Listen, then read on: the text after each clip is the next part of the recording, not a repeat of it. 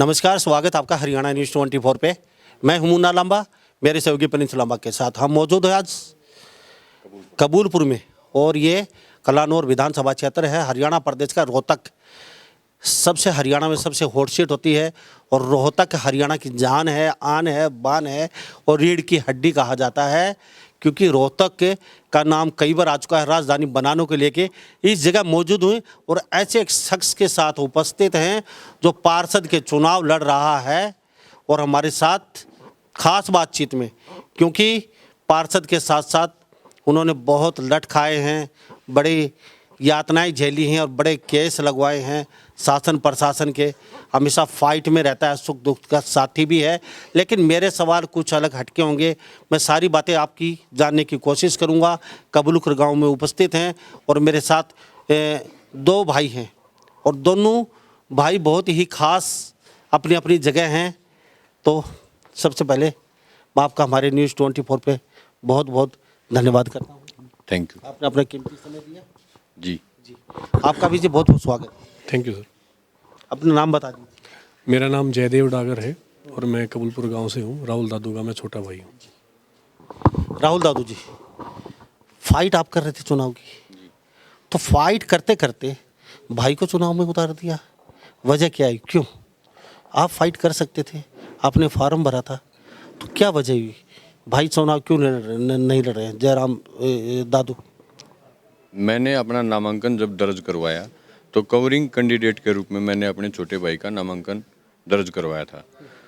तो वो असली जो कारण है वो प्रशासन ही बता पाएगा कि मेरा नामांकन रद्द किस वजह से किया गया। और आप एक और चीज़ सोचिए, जिस तरीके से प्रशासन एक डेट फाइनल करता है कि उस दिन आपको निशान दे दिए जाएंगे और उस दिन को आप अपने फार्म सबमिट करवाने हैं, उस दिन आपकी रीचेकिंग होगी, उस दिन आपको निशान मिलेंगे। जिस दिन रीचेकिंग का दिन था उसी दिन प्रशासन ने, ये कहाँ से खबर आई लोगों के पास में, मैं ये नहीं कह रहा कि किसने कहा, लेकिन लोगों के बीच में एक रूमर फैल गया कि राहुल दादू का जो नामांकन है वो रद्द हो गया। और 2 दिन तक जो भी साथी कैंडिडेट हैं जो चुनाव लड़ रहे हैं उन्होंने इसका फ़ायदा उठाने की कोशिश करी। लेकिन अब चुनाव को ढीला होते देख आज रटोली गांव ने चुनाव को और अपने भाईचारे को और प्यार प्रेम को मजबूत करने के लिए एक घोड़ा मेरे को गिफ्ट किया है और घोड़े से पहले मेरे को जोटा दे चुके हैं। अब बात है चुनाव की। चुनाव हार और जीत कोई ज़्यादा बड़ी बात नहीं है, लेकिन मैंने वो जीत लिया है जो शायद मैंने ज़िंदगी में कभी सोचा ही नहीं था। ये तालियां बजा दीजिए जबरदस्त इनका सब।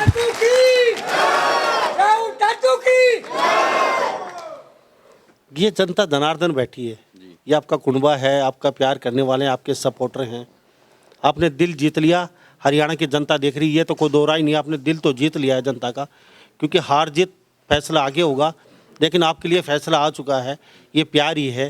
राहुल दादू, आपका ही फार्म रद्द क्यों किया गया? बाकी काफ़ी प्रत्याशी थे, तो ऐसा क्या आपने सरकार को, क्या गले की हड्डी बने हुए हैं आप, या फिर सरकार के साथ ऐसा क्या हुआ कि आपको ही टारगेट पे क्यों रखा गया? जब कोई भी आदमी अपने हितों को, अपने हकों को, वास्तविकता को जान लेता है तो वो उस आदमी की भावनाएं, उसके विचार एक आंदोलन का रूप ले लेते हैं। और जब लोगों का आंदोलन होता है तो सरकारें हमेशा से आंदोलन से डरी हैं और डरती रहेंगी। जब भी कोई मूवमेंट खड़ा होगा अपने हकों के लिए तो सरकार हमेशा डरेंगी, झुकेंगी और उनको बदनाम करने का, अलग अलग तरीके से टॉर्चर करने का काम करती रही और करती रहेंगी। जिस तरीके से आप, ये देश आंदोलन से निकला हुआ देश है, इस देश की पैदाइश ही आंदोलन है। इस देश जब ये देश आज़ाद ही आंदोलन के सहारे रह सकता है।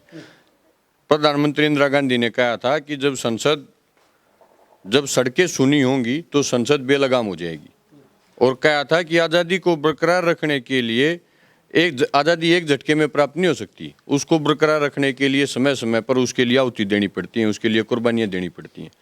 तो जब भी कोई मूवमेंट होता है तो मूवमेंट में जो लोग सक्रिय होते हैं, मैं ये कह रहा हूँ कि मेरी ही नहीं, जितने भी लोग किसान आंदोलन में जुड़े, उससे पहले के जितने भी मूवमेंट में जुड़े, ये उन सब लोगों का सम्मान है।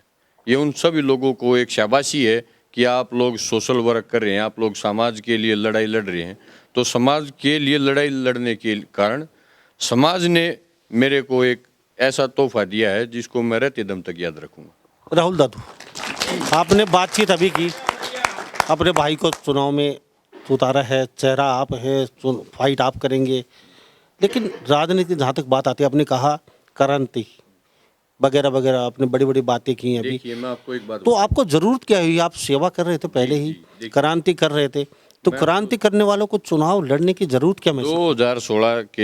2016 फरवरी में मेरी लाइफ में इतना बड़ा डिस्टर्बेंस आया है जिसके कारण पूरा मेरा ही नहीं, मेरी पूरी फैमिली का अनबैलेंस होगी। और मैं उस टाइम पे सीजीएल की तैयारी कर रहा था, और मेरा जितना भी फ्रेंड सर्कल है सब कोई एक्साइज इंस्पेक्टर है, कोई जो सीजीएल से उस टाइम पे पास आउट हुए। और जब मेरी अरेस्टिंग हुई तो वो मुंबई हुई थी, मेरा सारा का सारा फ्रेंड सर्कल वहाँ पे था। मेरी फैमिली में बड़े अधिकारी भी हैं और किसान वर्ग से मैं आता हूँ, मेरे सब पूरा परिवार खेती करता है। और जो मेरा भाई जयदेव है, ये उस टाइम पे HCS की UPSC के 70 तक जाने वाला स्टूडेंट था। इसकी उस टाइम पे पढ़ाई की रेशियो 8 से 10 घंटे के बीच में थी। अगर आप इसकी फर्स्ट क्लास से और इसकी BA फाइनल और MA फाइनल, सॉरी इसने BCom और MCom कर रखी है, और इसने मास जर्नलिज्म भी कर रखा है। तो अगर आप इसकी परसेंटेज देखेंगे तो एक साधारण स्टूडेंट नहीं रहा है, ये बड़ा इंटेलिजेंट अपर लेयर का स्टूडेंट रहा है। तो अगर ये मेरे साथ, क्योंकि मैं तो अंदर जेल में चला गया और मेरा पूरा परिवार मेरी सपोर्ट में खड़ा रहा, कभी धरनों पे गया, कभी थाने में गया, कभी कोर्ट में गया, तो उसके कारण जो इसकी पढ़ाई का और जो व्यक्तिगत इसको हर्जाना हुआ, जो आज हम भुगत भी रहे हैं, लेकिन आज उसको समाज ने पूरा कर दिया है। आज समाज ने पूरा ये यकीन दिला दिया है। चुनाव लड़ क्यों रहे हैं? क्या क्रांति चाहते हैं? क्या चाहते हैं? बगैर चुनाव लड़े भी कर सकते थे आप, क्यों लड़ रहे हो चुनाव? क्या चाहते हो? देखिए, इस देश में संविधान और कानून का राज है। संविधान और कानून ने स्टेप बाय स्टेप कुर्सियां धारित कर रखी हैं, हर कुर्सी को एक अधिकार और उसको पावर दे रखी है। तो जब आपके हाथ में पावर होगी, चाहे वो सीमित ही क्यों ना हो, तो आप उस पावर का प्रयोग अपने समाज के लिए अच्छे तरीके से कर सकते हैं।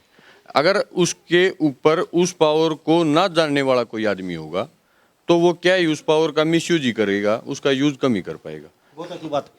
तो ये मेरे साथ राहुल दादू बने हुए हैं, इनका साफ कहना है कि जब पावर हाथ में नहीं होगी तो सेवा खाली सेवा ही बन के रह जाती है।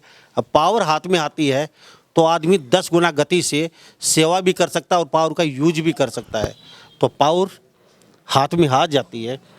सबसे पहला काम क्या करना चाहेंगे? 10, 12, 15 जितने भी आपके गांव हैं, इन गांव के लिए मुझे बता दीजिए, जो इतना आपको प्यार दे रहे हैं, जनता इतना चाहती है आपको, कैसी क्या टीस है भाई? राहुल दादू चुनाव में उतर गए और चुनाव उतरने के उससे पहले राहुल दादू ने कहा कि पावर हाथ में नहीं है मेरे, सेवा ही कर पा रहा हूँ, लेकिन वो काम नहीं कर पा रहा।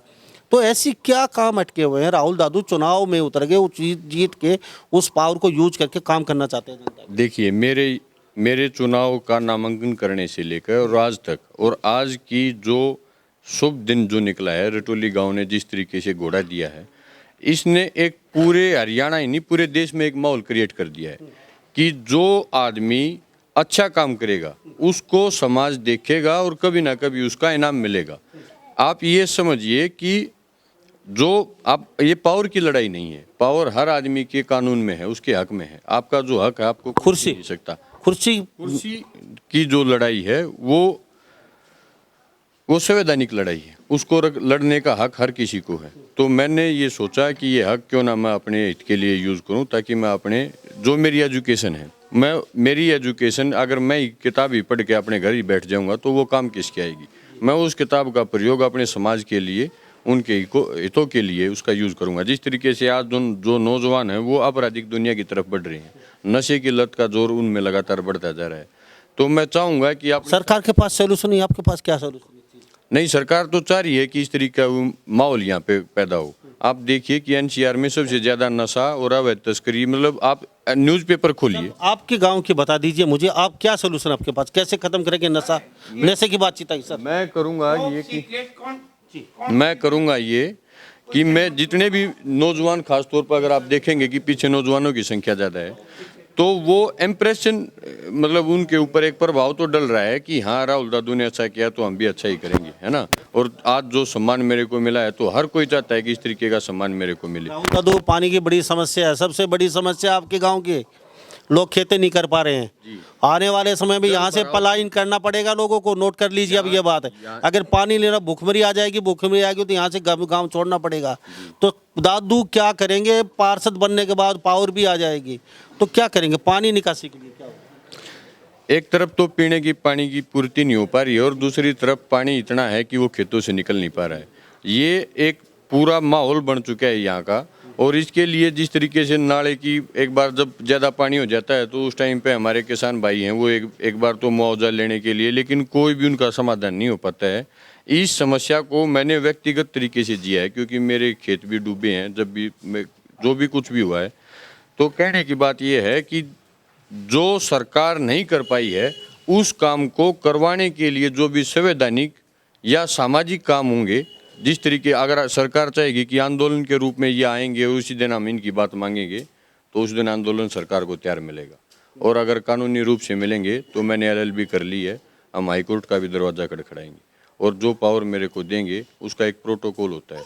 उस प्रोटोकॉल दायरे में जो भी मेरे को ग्रांट मिलेगी तो उस ग्रांट को लगाने में 1 सेकंड का भी विचार नहीं किया जाएगा। और क्या समस्या करना चाहते हैं? पावर तो आपके पास आ ही जाएगी तो और क्या? नशाखोरी हो गया, उसको कोशिश कर रहे हैं आपने कहा एक संगठन बना के। एक आपके पानी की समस्या, हाँ, जो मूलभूत सुविधाएं जो मिलनी चाहिए लोगों को, वो जैसे आप किस लोगों के अंदर जब आपको ये समझ आया, एक सिचुएशन समझ में आती है कि ये चीज़ सही है और ये सही नहीं है, इन दोनों के बीच का जो दीवार है वो जब क्लियर हो जाती है तो लोगों की समस्याएं खत्म हो जाती हैं।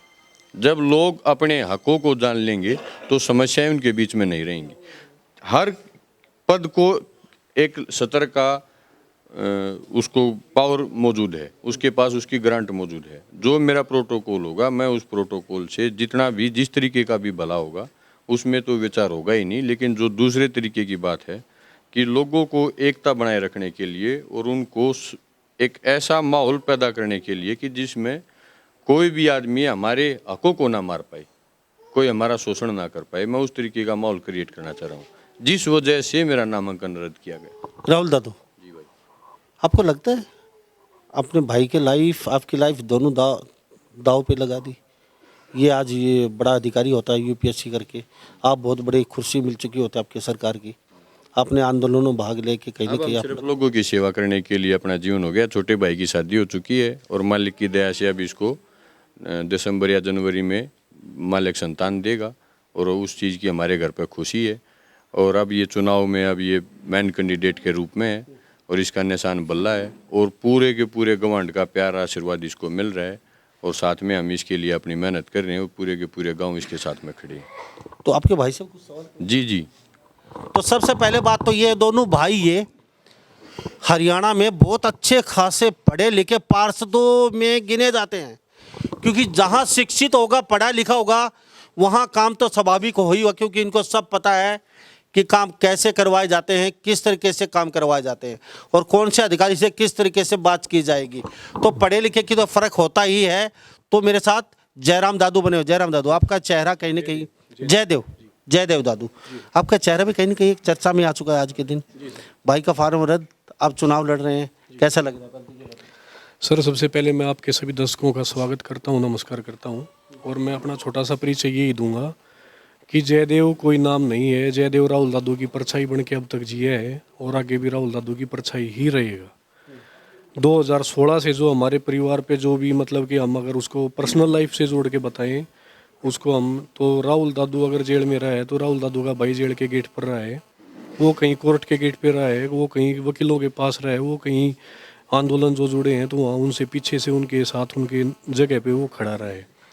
और आज के दिन जो मेरे को कैंडिडेट मतलब कि मेन कैंडिडेट मैं बना हूँ, तो मैं एक पर्दे के पीछे का जो मेरी भूमिका रही थी वो यहाँ भी पर्दे के पीछे की ही भूमिका थी कि कवरिंग कैंडिडेट मैं बना था। राहुल दादू मेरे शक था आपको? शक क्या, ये तो देखो सरकार जिस तरीके से आज ये नाइंसाफ़ी हमारे साथ हुई है, जिस तरीके से असंवैधानिक तरीके से जो आज ये नामांकन रद्द हुआ है, ये ऐसा पहली बार नहीं हुआ है कि सरकार ने, इस कायर सरकार ने ऐसा किया हो। ये 2016 में हम झेल चुके हैं। राहुल दादू की जमानत 27 जुलाई 2016 में हुई थी। ये उस समय कुरुक्षेत्र जेल में इनका चालान निकाल दिया गया था रोहतक जेल से। हमारी बेल हुई शाम के 4 बजे और हम जैसे ही वो संबंध वो जो हमारे को नोटिस मिलना था कि हम आप उसको जेल से रिलीव करवा सकते हो, उसको अगली डेट पे डाल दिया गया कि कागजी कार्रवाई अगले दिन होगी। जब हम 28 जुलाई को अपनी सारी कागजी कार्रवाई पूरी करके वहाँ पहुँचे तो एक मामला और दर्ज कर दिया गया था ताकि वो जेल से बाहर ना निकल पाए। तो इस तरीके की कायरतापूर्वक हरकतें ये सरकार हमारे साथ बार बार करती रही है और इसको जितना राहुल दादू ने फेस किया उससे कहीं ज़्यादा ही, मतलब कि मैंने और मेरे पिता ने और मेरे जो और चाचा ताऊ हमारे से जुड़े हुए थे, सब ने इस चीज़ को और भी ज़्यादा फेस किया है। अब दादू के छोटे भाई हैं जी, तो कैसा लगता है चुनाव, पहली बार चुनाव लड़ रहे हैं और आपको कभी भरोसा था सपने में कि मैं भी कभी पार्षद के प्रत्याशी के रूप में अब वो चुनाव में उतरना पड़ेगा मुझे? ये आप मान सकते हैं कि जो भी होता है वो सब कुछ अच्छे के लिए ही होता है। मेरा जो मानना रहता है वो मैं अपनी यही मानता हूँ कि जो कुछ होता है वो समय के द्वारा निर्धारित है, प्रकृति का द्वारा निर्धारित किया गया है। और शायद मैं भाई राहुल दादू के मार्गदर्शन में और भी अच्छा काम कर पाऊँ, राहुल दादू मेरे ऊपर खड़े हों और मेरा भी विचार और उनके ऊपर से ये गाइड करें तो हम और भी अच्छे काम कर पाएँ। अभी राहुल दादू और दोनों भाई आप फाइट कर रहे हैं, जनता जनार्दन ने आपको बहुत प्रेम प्यार दिया है, तो ये प्यार प्रेम किस तरीके से, कहाँ से शुरुआत, जीतने के बाद कहाँ से शुरुआत होगी आपकी और क्या करना, जैसे आपकी क्या थॉट है, क्या विचार है, क्या ड्रीम प्रोजेक्ट लेके आए हो, क्या खाका तैयार कर रखा है भाई इससे पहले ये दड़ादड़ ये काम करने हमारे पास कुछ तो पावर आएगी? सर मैं आपको एक चीज़ मैं बता दूं, मेरा परिचय एक ये भी है कि मैं जर्नलिज्म मास कम्युनिकेशन का स्टूडेंट रहा हूं और मैं नामी अखबार जिनको आज के दिन हमारा प्रदेश और देश पढ़ता है उस अखबार में मैं लंबे समय से पत्रकार हूं। आपकी तरह मैंने लोगों की आवाज़ को उठाया है, लोगों की उन चीज़ों को भी सुना है कि वो विरोध कर रहे हैं और फिर उन अधिकारियों की बातों को सुना है कि वो उस विरोध को किस प्रकार से दबा रहे हैं, और मैंने उन चीज़ों को भी सुना है कि सरकार अधिकारियों को कैसे निर्देश देती है कि उनको कैसे दबाया जाए। मैं हर उस चीज़ को मैंने जिया है। रात के 2-2 3-3 बजे तक मैंने रिपोर्टिंग की है, ग्राउंड रिपोर्टिंग में मेरा ध्यान रहा है। और मैं आपको एक हाल की एक चीज़ बता देता हूँ कि इस देश की सबसे बड़ी चीज़ शिक्षा और स्वास्थ्य है, जो हमारा एक जन्मसिद्ध अधिकार है, जिसको बाबा साहब भीमराव अंबेडकर ने जिसके लिए संविधान में लड़ाई लड़ी, चौधरी छोटूराम ने जिसके लिए लड़ाई लड़ी, तो ये वो चीज़ है कि हमारे को शिक्षा और स्वास्थ्य की जो सेवाएं हैं वो हमारा बिल्कुल मूलभूत और हमारी ज़रूरी चीज़ें हैं। मैं अभी आपको रिसेंट की चीज़ बताता हूँ कि अपने हरियाणा में अब कुछ दिन पहले स्कूलों को मर्ज किया गया, स्कूलों को मान्यताओं को ख़त्म कर दिया गया, और उस दौरान मैं रिपोर्टिंग कर रहा था और एजुकेशन बीट मेरे पास थी। तो उस दौरान मैंने यहाँ की जो आम लोगों की समस्याएं थी उनको बिल्कुल वहाँ खड़े होकर सुना है और उनको देखा है और उनको लिखा है, लोगों तक पहुँचाया है। और मेरी प्रायोरिटी यही रहेगी कि मैं हर उस गरीब की, उस शोषित वर्ग की, उस मजदूर किसान वर्ग की आवाज़ को उठाऊं जिसकी आज के दिन मेरे को खुद को ज़रूरत है, तो मैं औरों की आवाज़ को भी उसको आगे जाके उठाऊं। जी दादू, राहुल दादू, अभी बात करें बुढ़ापा पेंशन को लेके, लोग मारे मारे फिरते रहते, रोहतक कई कलान और चक्कर काटते रहते हैं, तो उनके लिए क्या व्यवस्था करेंगे? क्योंकि पार्षद का पावर भी अच्छी खासी होती है, पार्क का निर्माण गांव में नहीं है लगभग, नालियां भी व्यवस्था थोड़ी सी अच्छी नहीं है, तो सरपंच को बोल के उसका सहयोग करके कहीं ना कहीं गाँव में कुछ ऐसी व्यवस्था। हर पद का अलग से प्रोटोकॉल है, पार्क है, गली है, वो सरपंच के अधीन है या नहीं, आप बोल के उनके जो अधीन होगा। और सरपंच के व्यक्तिगत तरीके से पहले भी जो थोड़ा बहुत हमारे संगठन से जो होता रहा है वो ये है कि हमने पूरा फोकस ये किया है कि जो बुजुर्ग हैं जिनकी आंखें कमज़ोर हो चुकी हैं उनकी हम जो भी जैसा भी इलाज होता रहा है, दवाइयाँ होती रही हैं, तो हम अपना तरफ से वो करते रहे हैं। और ये यकीनी मानिए इस बात को कि इन 11 गांव में एक भी बुजुर्ग को सिर्फ एक फ़ोन कॉल की दूरी होगी जिस दिन भी उसकी आँख की नज़र कमज़ोर होगी। क्या बात है जी, ताली बजा दीजिए। ये बुजुर्गों की बात है और बुजुर्गों का मान सम्मान की बात है। जिस दिन एक फ़ोन, वो कहते हैं एक फ़ोन कॉल की दूरी पे, यानी कि एक फ़ोन कीजिए किसी भी गांव से, उनकी आंखें झटके से ठीक हो जाएंगी। ये राहुल दादू ने वादा किया है, झटके से गाड़ी पहुंचेगी और उनकी आंखों का ऑपरेशन करवाएंगे। क्या कह रहे थे? मैं ये कह रहा था कि इससे पहले भी लगभग इन 11 गाँव में 100 से ज़्यादा बुजुर्गों की निःशुल्क आँखें बनवाई भी गई हैं जिनमें लेंस डलवाया गया है।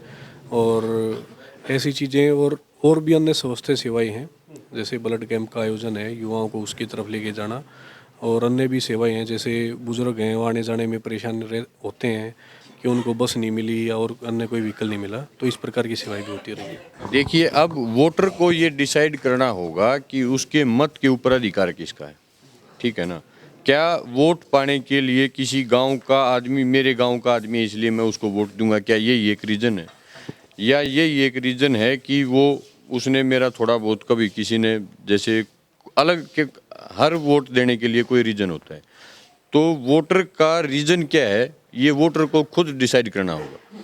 मैं ये मानता हूँ कि जितने भी 11 गांव में जो वोटर हैं, हर एक वोट के ऊपर मेरा अधिकार है, वो मेरे को वोट दें, क्योंकि मैं हर उस आदमी की आवाज़ हूँ जो उन्होंने खुद भी नहीं सोचा है कि हमारे हित क्या है।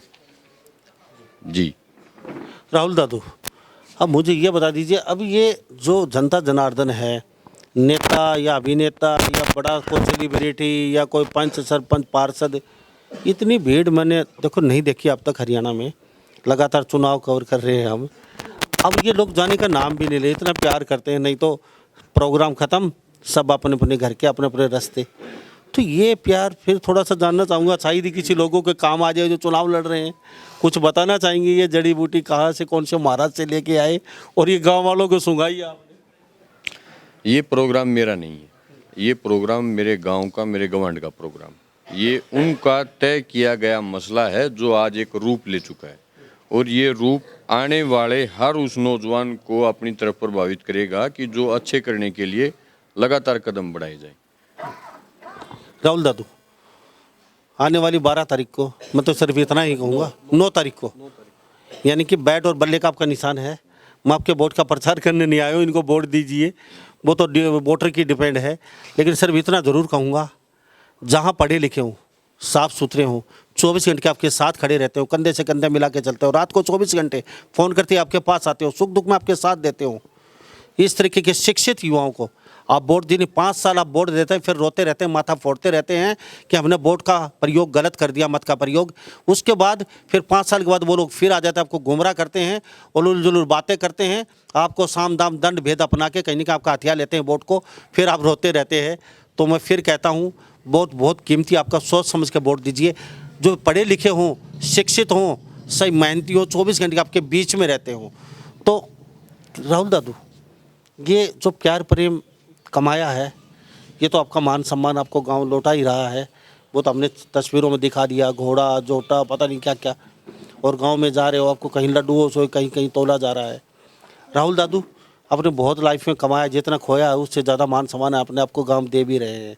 तो भविष्य में पार्षद बन जाते हैं, तो बनते बनते पहले कौन सी चीज़ पे, पानी निकासी का ज़्यादा वो रहेगा सरकार पे प्रेशर बना के, या फिर जैसे गरीब कन्याओं की शादी वगैरह, जहाँ गरीब इतनी लंबी लिस्ट है यहाँ पे समस्याओं की, वो अगर इंटरव्यू के बीच में कही जाएंगी तो वो पूरी नहीं हो पाएंगी। लेकिन मैं आपको ये भरोसा दिलवाता हूँ कि जब आप 2 साल के बाद गांव, किसी भी गांव में दौरा करेंगे तो आपको लोग ये बताएंगे कि हाँ, हमने एक ऐसे पार्षद को चुना जो वाकई में उन कामों को करवा रहा है जो हमने सोचे भी नहीं थे।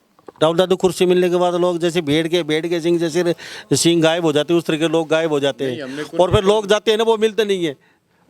कई लोग देखे घर पे होते हुए मना कर देते हैं, नहीं, ऐसा तो नहीं है 5 साल बाद इनको दिखाई दे आप यहाँ पे। देखिए, हमने सोशल वर्क कुर्सी पाने के लिए नहीं किया, हमारे सोशल वर्क के बीच में कुर्सी आ गई है जिसको पा लेना एक मौका है, इससे ज़्यादा ये कुर्सी कुछ नहीं है। आप समझ रहे हैं मेरी बात?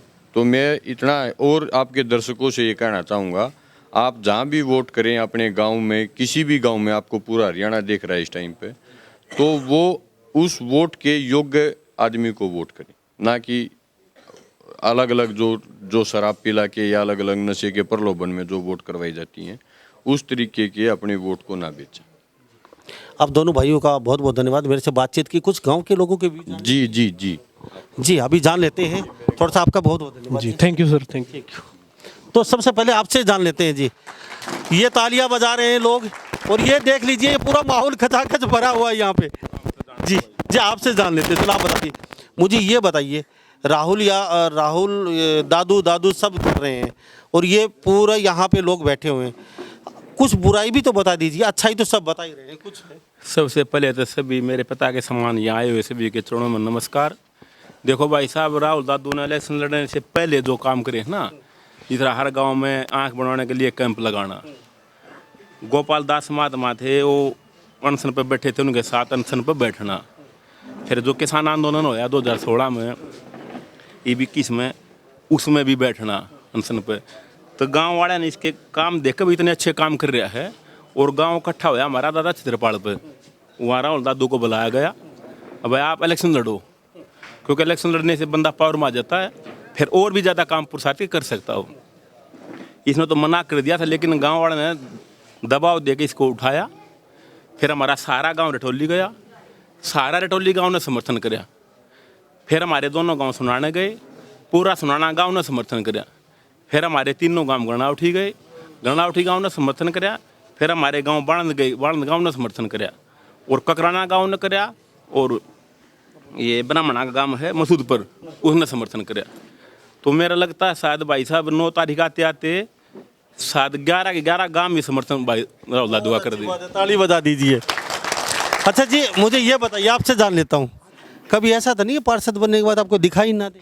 ना देगा जी, ये पहले दिखाई देने लग रहा, पहले काम करने लग रहा, समाज की सेवा पूरा भरोसा है? पूरा भरोसा है, पूरा यकीन है। हाँ जी, क्या लगता है आपकी आशाओं पे खरा उतरेगा? यो तो 100 का 100 उतरेगा। अरे यो तो आड़े रहेगा, कितने ना जायो। आड़े सड़ेगा सबकी यो, और सबके काम करेगा। जो परेशानी है उसने दूर करेगा। इससे पढ़ा लिखा नौवा जवान भाई और नहीं हटे सीखे। हमने तो यो दिखा, अरे भाई इसने छोड़ाएंगे, और भाई यो आगे बढ़िया काम करेगा। इससे बेहतरीन और कुछ नहीं है। जी, इतना भरोसा कहाँ से आ रहा है बेटे के लिए? भाई थैंक्स योर चैनल, परमात्मा शंकर भगवान की कसम खा कहता हूँ, इतना जो इसका सपोर्ट है ना सबका मामा है, 100% मेरा बेटा बनेगा। जी, बहुत बहुत धन्यवाद जी। जी प्रधान जी, आप बता दीजिए, एक आपसे जान लेते हैं, इतना प्रेम क्यों, मतलब कहाँ से आ रहा है राहुल दादू के? देखो जी, ये इतना विश्वास क्यों? पूरी पब्लिक, पूरा जो है जितना भी संगठन है, एक तो ये सामूहिक काम करने के लिए सबसे लीड करता है, सबसे आगे रहता है। हर आदमी, हर जो है जीव इसको चाहता है, और गांव में इसका अच्छा जो है प्रेस है, दबदबा है, और हर आदमी के लिए जो है एक ईमानदार और सारा एक नेक काम करने वाला। जी, तो तस्वीरों में देख लीजिए जी, एक्स सरपंच हैं जी आप। जी सरपंच साहब, आपसे जान लेते हैं, एक्स सरपंच हैं, इतना मतलब क्यों राहुल दादू के प्रति आपका प्रेम है, मतलब ये है क्या, मतलब क्यों इतना मतलब सपोर्ट कर रहे हैं? पहले तो आपका धन्यवाद, आपने इतना मतलब वो कर इतना वो कष्ट किया है। और ये प्यार को ऐसी चीज़ नहीं दुकाना पर तो लिया हुआ है, या उधारा लिया हो, मोल लिया हो, नहीं मिलेगा। प्यार बनाया बनता है, और ये सारी प्यार का मामला है। इसके मतलब जो गुण हैं, इंसान का सूट बूट कोट पैंट ये श्रृंगार नहीं, इंसान का कर्म श्रृंगार है। इसके कर्म हैं, वो कर्म इतने अच्छे हैं।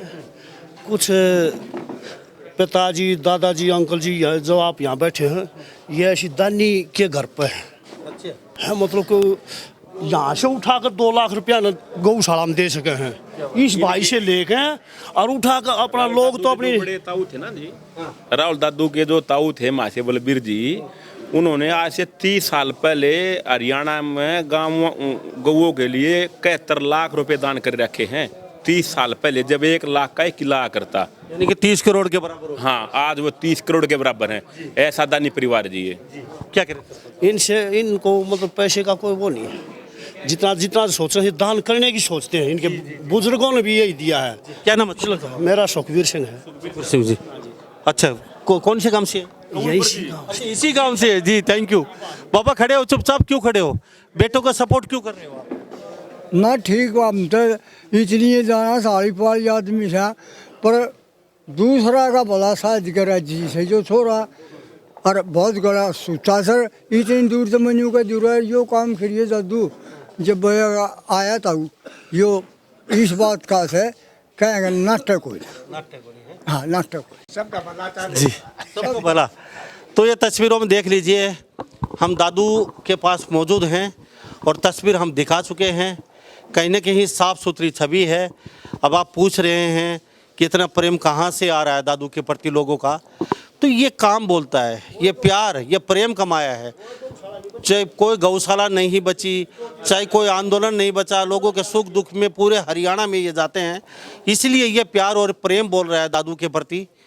तो सभी इन बातों के साथ मैं मुन्ना लांबा मेरे सहयोगी प्रिंस लांबा के साथ हरियाणा न्यूज़ 24 नमस्कार, जय